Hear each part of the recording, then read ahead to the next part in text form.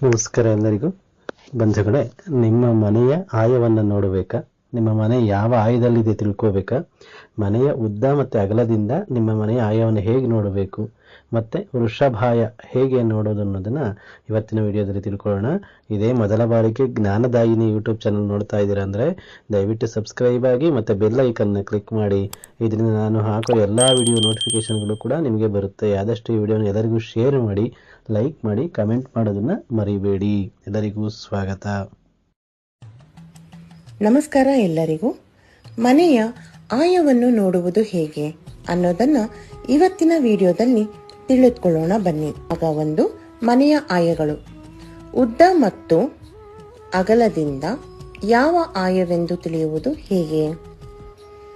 ಮನೆಯ ಆಯ ನೋಡುವ ವಿಧಾನ.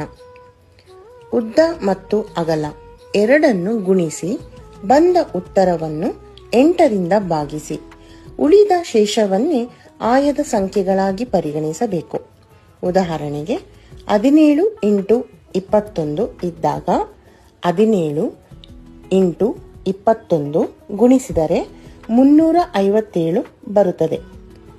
357 8ರಿಂದ ಭಾಗಿಸಿ ಶೇಷ ಸಂಖ್ಯೆ 5. ಶೇಷ 5 ಉಳಿದರೆ ವೃಷಭಾಯ. ಹೀಗೆ ಆಯವನ್ನು ನೋಡಬೇಕು. ಶೇಷ 0 ಬಂದ ಸಂದರ್ಭದಲ್ಲಿ ಭಾಜಕ ಸಂಖ್ಯೆಯನ್ನೇ ಆಯವಾಗಿ ಪರಿಗಣಿಸಬೇಕು. ಶೇಷ 1 ಉಳಿದರೆ ಧ್ವಜಾಯ, ಶೇಷ 2 ಉಳಿದರೆ ಧೂಮ್ರಾಯ, ಶೇಷ 3 ಉಳಿದರೆ ಸಿಂಹಾಯ, ಶೇಷ 4 ಉಳಿದರೆ ಶ್ವಾನಾಯ, ಶೇಷ 5 ಉಳಿದರೆ ವೃಷಭಾಯ, ಶೇಷ 6 ಉಳಿದರೆ ಖರಾಯ, ಶೇಷ 7 ಉಳಿದರೆ ಗಜಾಯ, ಶೇಷ 8 ಉಳಿದರೆ ಕಾಕಾಯ. ಹೀಗೆ ಶೇಷ ಸಂಖ್ಯೆಯನ್ನು ನೋಡಿ ಆಯ ತಿಳಿಯಬೇಕು. ಇನ್ನು ಹೆಚ್ಚಿನ ಮಾಹಿತಿಗಳಿಗೆ ಈ ಪೇಜನ್ನು ಫಾಲೋ ಮಾಡಿ, ಲೈಕ್ ಮಾಡಿ. ನಮಸ್ಕಾರ ಎಲ್ರಿಗೂ.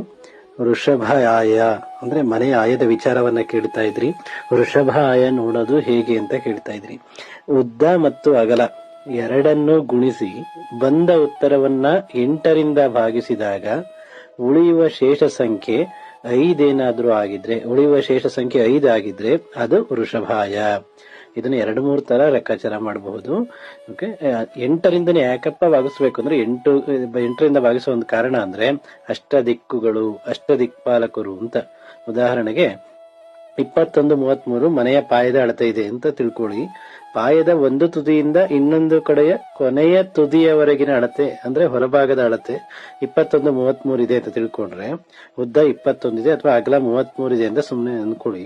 ಇದು ಯಾವ ಆಯ ಅಂತ ನೋಡ್ಬೇಕು ಅಂದ್ರೆ 21 ಮತ್ತೆ 33 ಎರಡನ್ನೂ ಮೊದಲು ಗುಣಿಸಿ. 21, 33 ಗುಣಿಸಿದಾಗ ಉತ್ತರ 693 ಬರ್ತದೆ. ಅದನ್ನ 8ರಿಂದ ಭಾಗಿಸಿ. 8ರಿಂದ ಭಾಗಿಸಿದಾಗ ಶೇಷ ಸಂಖ್ಯೆ 5 ಉಳಿಯುತ್ತೆ. ಆದ್ರಿಂದ ಇದು ವೃಷಭಾಯ ಅಂತ. ಹೀಗೆ ಮನೆಯ ಆಯವನ್ನ ನೋಡಿ ವೃಷಭಾಯ ಯಾವುದು ಅಂತ ಕಂಡುಹಿಡಿಯಬಹುದು. ನಿಮ್ಗೇನಾದ್ರು ಅನುಮಾನ ಇದ್ರೆ ಕಮೆಂಟ್ಸ್ ಮಾಡಿ, ಖಂಡಿತ ರಿಪ್ಲೈ ಮಾಡ್ತೀನಿ. ಧನ್ಯವಾದಗಳು.